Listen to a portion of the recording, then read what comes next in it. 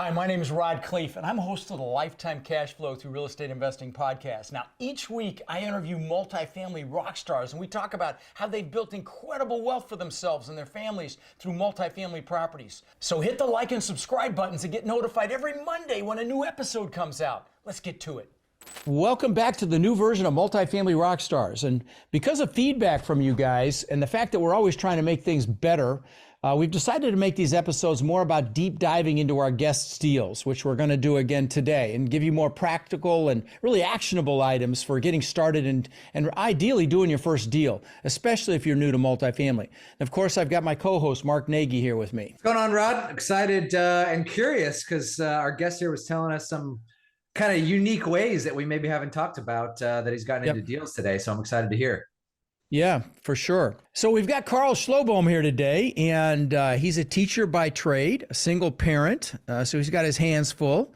And welcome, brother. Glad you're here, man. Thanks so much for having me on, Ron. It's a pleasure. Absolutely. Well, why don't you give our listeners just a little background of who you are and why real estate, and we'll start there. Yeah. So, as you know, teaching doesn't really provide for a strong, prospect for financially for future. So, I started looking into the prospect of investing in real estate on the side, just to kind of supplement my teaching income and kind of build a portfolio as I work towards retirement.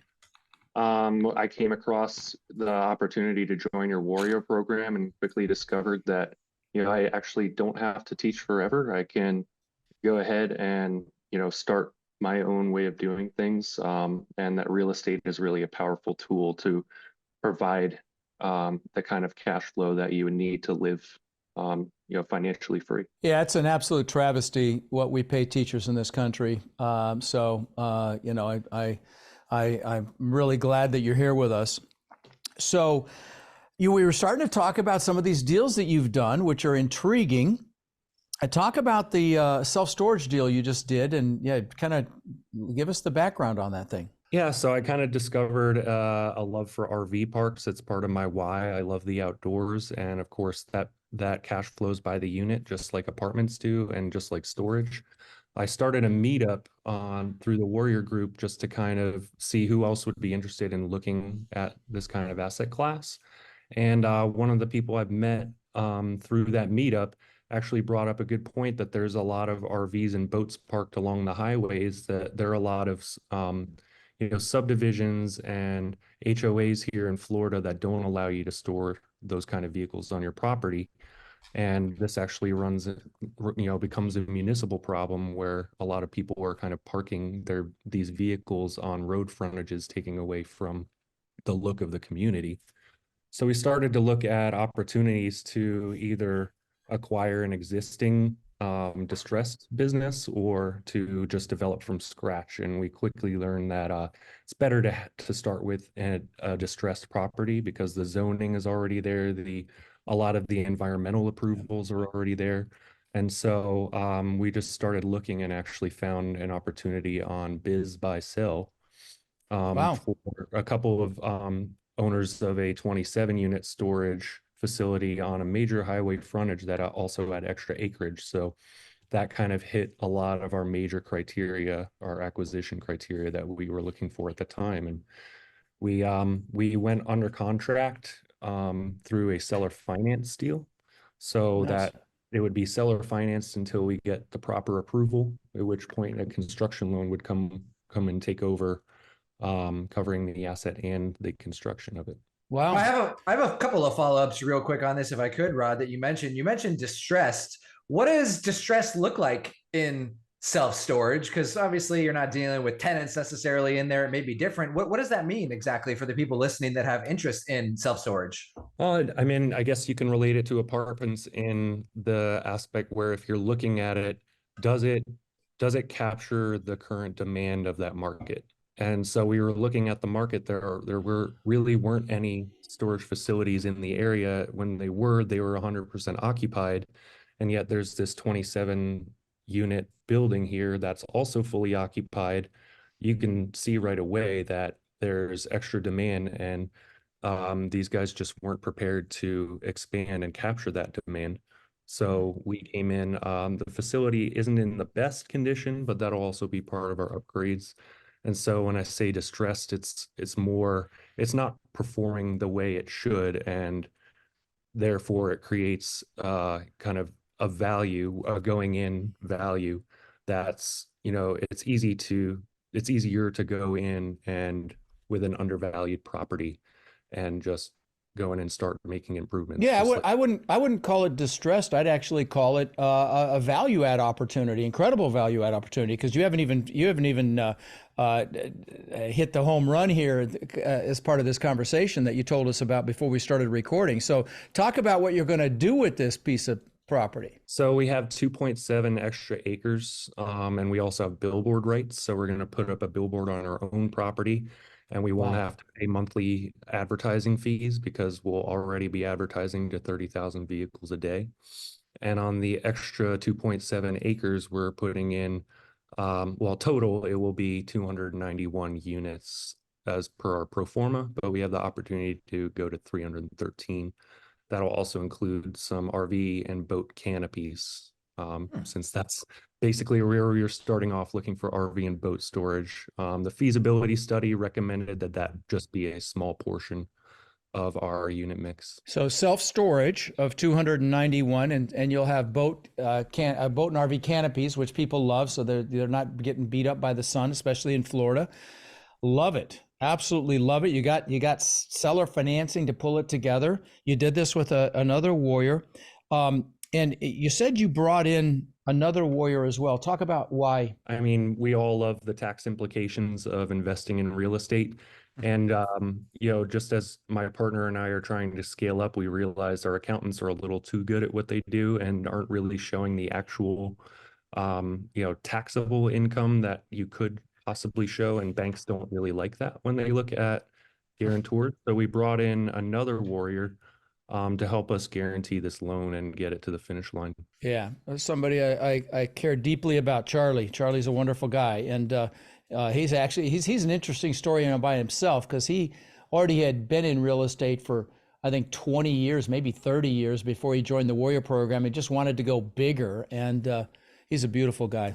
Love Charlie. So let me ask you this question: what types of listeners do you think would relate to you and your story and where you came from, your background and all of that, and maybe really whatever your skill set is, your superpower? So speak to that, if you would. So I think any listeners that have kind of gone through several hardships getting up to this point, just kind of feel stuck in their jobs, have a hard time seeing the kind of future that you want to imagine for yourself.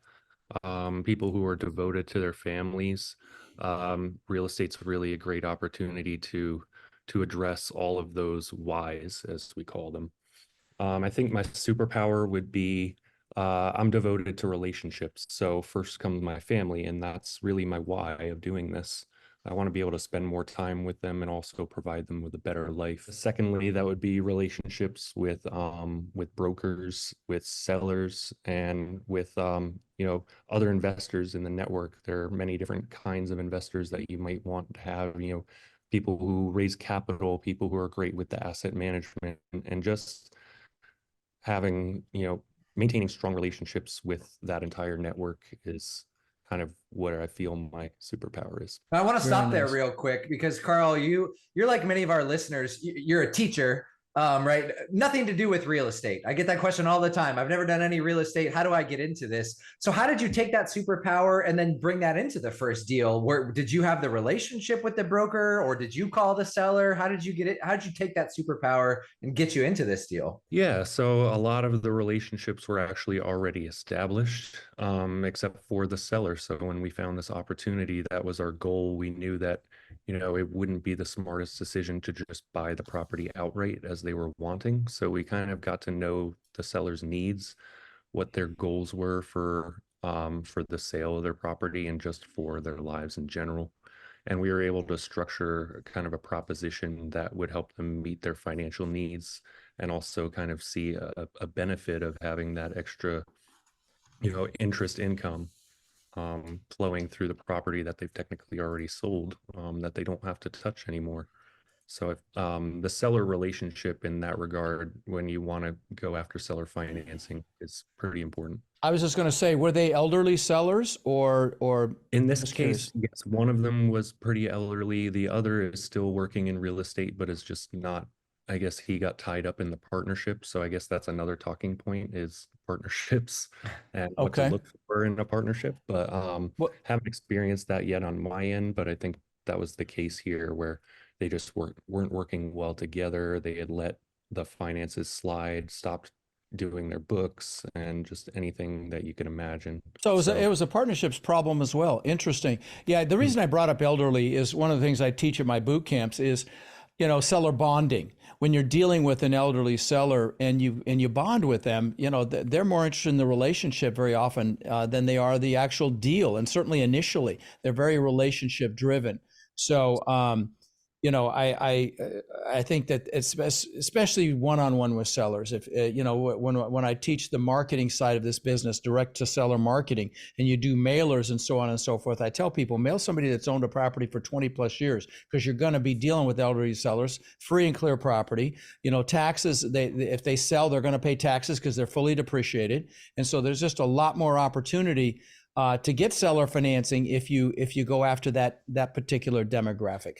Well, that was going to be my question. What were some of those clues as you're talking to the seller that made you even bring up seller financing? Because if they had partnership problems, obviously they can sell and get out of it. Why seller financing? to tell you the truth, it's actually always one of my first questions, even if I'm dealing with a broker.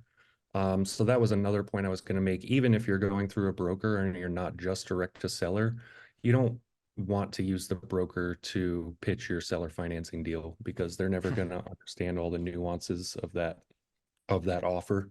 And so that's what I always ask the broker is, hey, how can we get a line of communication with the seller so that we can get to know their needs more, and so we can communicate how this might be structured to benefit them.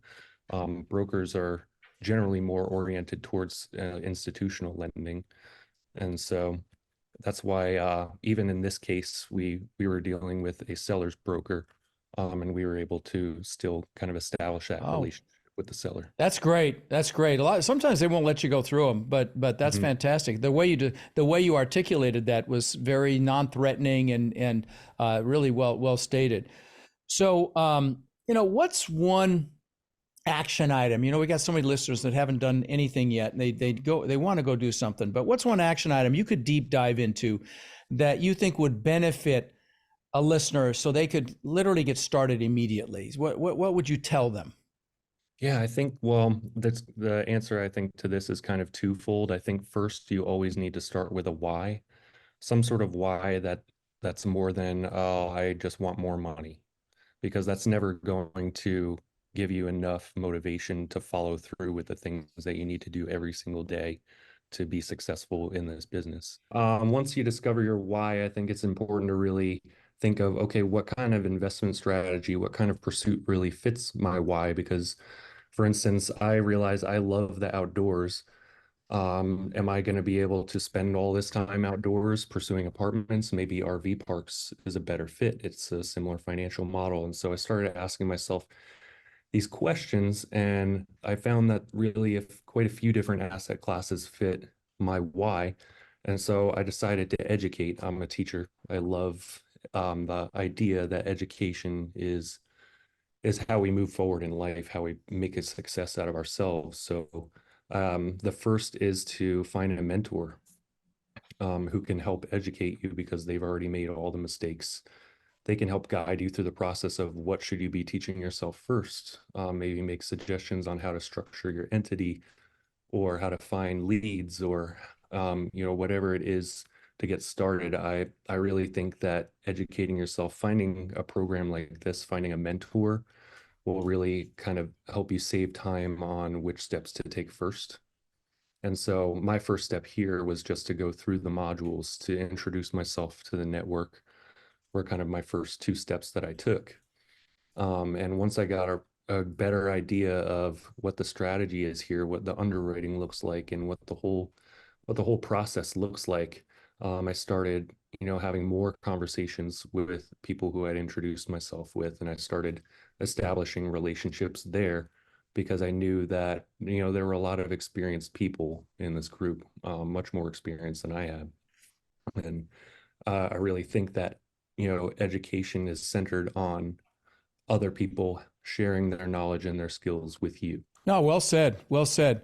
Yeah, and by the way, guys, if you are interested in a mentor or interested in applying to our Warrior program, text the word crush to 72345, and we'd love to help you crush it in this business. And I don't say that lightly. Our Warriors now own, I believe, upwards of 200,000 units, definitely over 190,000, somewhere in the middle there, and that we know of, and which I'm just super proud of. So again, if you're interested in applying, text the word crush to 72345, and we'll look you over. You look us over, and if it's a fit, it'll be probably the best decision you ever made in your life. And if it's not, you'll still leave that call better than you got on it.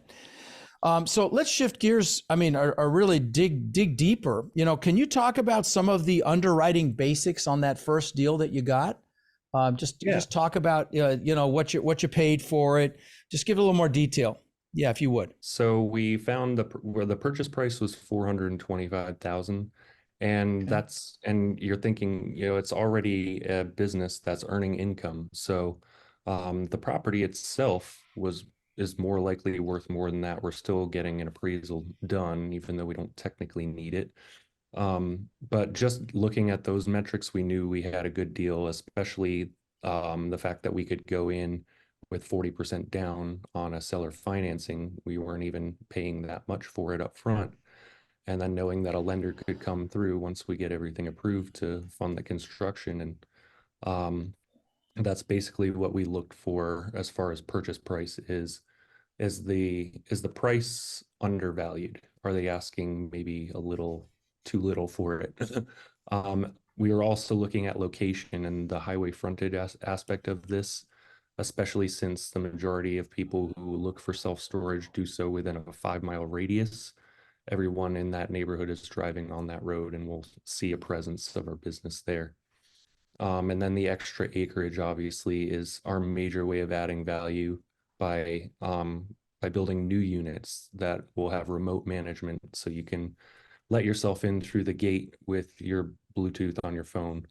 And then the remote management can either grant you access or lock you out depending on if you've paid your rent, and it does that automatically. So that's one of the reasons we love storage, is the low operating expenses if you set it up right. And the numbers I'm seeing here, so you bought it for 425, construction cost 2.1 million, and you think after that it's going to be worth 3.8. So that's what, a 1.3 million dollar value add. And if I heard you correctly, you said you put 40% down on what, 425K. So that's what, 200,000 roughly out of pocket to close on this. And it's going to be a 1.3 million dollar value add when you guys are all done. How long is that going to take, the construction, do you think?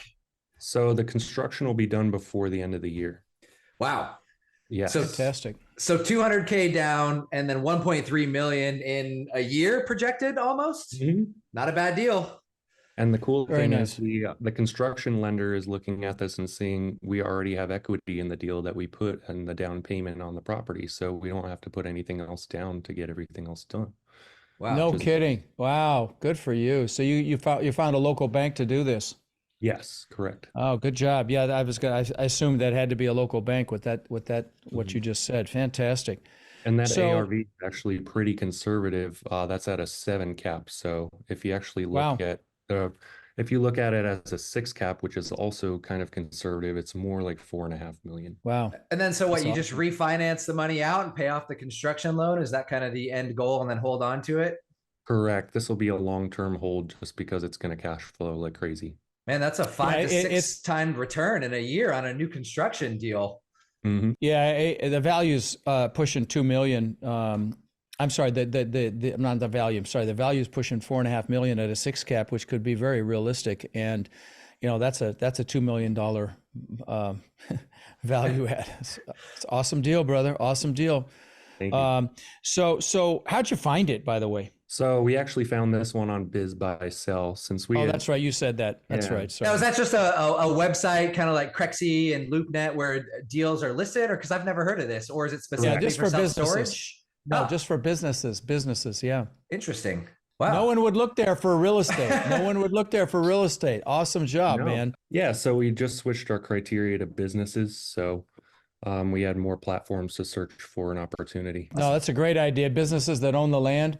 I love it. Absolutely love it. So that sounds like a Charlie suggestion to me because he does that. He is he's one of these guys. I love to say it that he loves deals that have hair on them. It's called where you got to be creative and innovative to make something happen. And love it, love it, love it. Hey, you want to jump into the multifamily deal? Yeah, let's jump into the multifamily deal. So I understand that you did kind of a unique deal with Charlie as well on a 27 unit multifamily that he owns. Is that correct? Yeah, it Talk was about that. actually a pretty unique story, at least from what I know in the few years I've spent in the Warrior program. I actually came across this listing for a property in a town that's about 30 minutes from me, just across the Georgia border. I live in the Jacksonville area. And I was just asking around, hey, would you like to look at this with me? The returns look decent, even though I think it's pretty, they're asking way too much for it. I asked Charlie, and he's like, oh, yeah, that one's mine. And so I was Oh, like, that's oh, no funny. way. And I started getting in a conversation of, what are your goals for the sale? And he was just honest that, management was charging too much, and the listing price was a little high because it should be more valuable than it is, because the operating expenses, that ratio is just kind of thrown off kilter by the management expenses. So he actually made me an offer and said, hey, why don't you step in for management if you're up for it, and you can have an equity stake in all the value add. So our strategy for that is kind of keep rents where they are, maybe bump them up a little bit and clean the place up a little bit. And he owns it outright, so he's financing the property to our partnership. And then in turn, I'm getting equity through the active management part. So that's why I would tell the listeners is, even if you don't have a large investment account or a large bank account and you don't feel like you can buy an apartment building, you can be resourceful. I call it sweat equity. And I'm also learning that I don't want to be in active property management for the rest of my life. It's a really good learning opportunity, and it's also teaching me that it's something that I don't want in the future. But our strategy for that is hold on to it for the next year or two. Interest rates are going down. We can show a trailing 12 without the management expenses. It's small enough property that a potential buyer could come in and self-manage just 27 units and achieve the numbers that we were getting. And like you said, it's an incredible learning opportunity for you. You'll learn more just managing that 27 unit than you can imagine. So love that. So what is a hot topic, that you feel like you want to talk about in this business that we're in right now, in this multifamily space that we're in? What jumps out at you when I ask that question? I think a lot of people would probably say interest rates. We've been getting good news recently that interest rates are going down. I think the other thing would be all of the new build activity. So just right after COVID, people's investors started building new assets that were kind of drowning out all the competition in these other markets, and kind of watering down the rent in each market. So I was reading recently that new construction is actually way down compared to last year, finally. Uh-huh. I think the whole lending situation is kind of caught up with investors that are seeking to build new properties, because it's just not realistic right now, and it's actually not really serving the markets that they're intending to serve, because they're becoming oversupplied now. And you can see that happening out in Arizona, particularly. So I think that would be the two hot topics. Interest rates are poised to go down, so I really think the time right now is to buy. Look for something that you can add value to, where the sellers need to sell, or they're in a position where they're ready to get rid of it for maybe less than it would be worth at the end of this coming year when interest rates go down. because this is the time where you can acquire something where you can really add value to it, especially for the short term. Now, for the people listening that are maybe afraid to get in for some of the reasons that you just mentioned, but see the opportunity, just in your opinion, how quickly do you think those two things are going to create opportunity that's going to come and go in multifamily for the quote unquote best time to buy, or the bottom of the market, whatever you want to call it? Yeah, I don't have any I don't have a lamp, I'm not a genie, but Of course. I would say cap rates are going to start going back down a little bit over the next 6 months. And by the end of the year, I think the cap rates are going to be going down a little more. And that just means, less opportunity to get good value for what you're paying for, in my opinion. It's going to become more of a seller's market again. Right now, it's a buyer's market, and the buyers have the leverage, especially if sellers are needing to sell. No, I couldn't agree more. Let me ask you a kind of an off-topic question, because you're a teacher. If you were teaching or coaching someone you really cared about this business, what would you make sure they learned in, say, the first 30 or 90 days? What would you have them focus on in this multifamily space? Yeah, I think for the first 90 days, it's like I said, it's the educating yourself, and then expanding your network. And that'll also include finding the mentor. Like I said, you want to find somebody who you can trust and who can dedicate the time that you would need to learn this business. So education and network, I think you get both in the Warrior program. So it kind of started me off with a huge head start when I joined, just knowing that there are all these trainings, there are all these modules that I could look up at any time. And at the same time, there's this closed network of experienced real estate investors who are looking to meet new investors. I just can't think of anything that would be more valuable to me as a new investor. Well, thank you for that. I'll slip you a 20 later. That was good. Thank you for that. Now, Just being honest. project us out for where you're going now here, Karl. You've told us kind of what you've done, the 2 deals. What do you think it's going to take for you to get to financial freedom, or leaving your teaching job, whatever that is? And how are you going to do it? Are you going to do it through RV parks, multifamily, mix of both? How do you see that going? Yeah, so I kind of have a mixed approach to the future. I think, well, eventually I want to start expanding the storage. We like to build a chain of storage facilities in the Gainesville area. And so one thing I was thinking is I could use the equity from this partnership on the apartments and do a 1031 exchange into a brand new facility, and kind of upscale from there. As far as the RV parks and campsites, that's something I'd like to do by myself, I feel like. So I just want to get in a stronger financial position to take on those opportunities myself.